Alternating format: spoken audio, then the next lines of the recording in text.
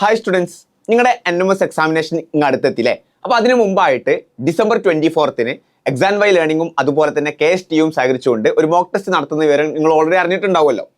So ആ ഒരു mock ടെസ്റ്റിൽ നിങ്ങളുടെ OMR പേപ്പർ എങ്ങനെയാണ് നിങ്ങൾ അത് ഫില്ല് ചെയ്യേണ്ടത് എന്ന് റിലേറ്റ് ചെയ്തിട്ടാണ് ഈ ഒരു ചെറിയ വീഡിയോ. സോ ഇങ്ങനെയാണ് നിങ്ങൾക്ക് നിങ്ങളുടെ OMR പേപ്പർ ഉണ്ടായിരിക്കുക. ഇതൊരു സാറ്റിൻ്റെ പേപ്പറാണ്. നിങ്ങൾക്ക് മുകളിൽ സാറ്റ് എന്ന് എഴുതിയിരിക്കുന്നത് കാണാൻ പറ്റും. ഇതുപോലെ തന്നെ ഒരു മാറ്റിൻ്റെ പേപ്പറും ഉണ്ടാവും. അപ്പോൾ സാറ്റിൻ്റെ പേപ്പർ നിങ്ങൾ എങ്ങനെയാണോ കംപ്ലീറ്റ് ചെയ്യുന്നത് സെയിം രീതിയിൽ തന്നെയാണ് മാറ്റിൻ്റെ പേപ്പർ നിങ്ങൾ കംപ്ലീറ്റ് ചെയ്യേണ്ടത്. സോ ഏറ്റവും മുകളിലായിട്ട് നമുക്ക് അവിടെ നെയിം കൊടുക്കാനുണ്ട്. സോ ഞാൻ ജസ്റ്റ് ഇതിൻ്റെ നെയിം ഒന്ന് കൊടുക്കുന്നുണ്ട്.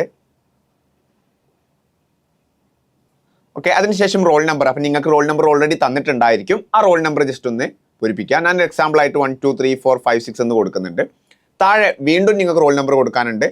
1 2 3 4 5 6. ഇനിയാണ് ഏറ്റവും ഇമ്പോർട്ടൻ്റ് ആയിട്ടുള്ള ഒരു കാര്യം വരുന്നത്. അപ്പോൾ ഫസ്റ്റ് നമ്പർ എന്ന് പറയുന്നത് 1 ആണ്. അപ്പോൾ 1 എന്ന് പറയുന്ന ആ ഒരു പോർഷൻ എന്ത് ചെയ്യുക, ജസ്റ്റ് ഒന്ന് ബബിൾ ചെയ്യുക. നെക്സ്റ്റ് നമുക്ക് 2 ആണ് വരുന്നത്.